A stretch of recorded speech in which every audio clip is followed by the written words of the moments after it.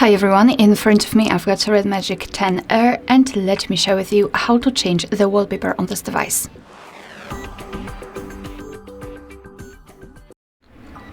So let's start with opening the settings, and here we have to scroll and find this option, Theme and Personalization. Here we have to tap on this wallpaper section, and as you can see here we've got pre-installed wallpapers from which we can choose. As you can see, we've got plenty of options to choose from.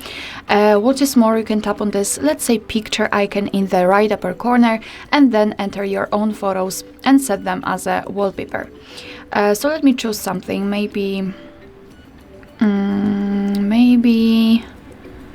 this butterfly. Yes, let's simply tap on the wallpaper to check it, to show it on the full screen. And if you'll decide that you want to apply this option, simply tap on Set As.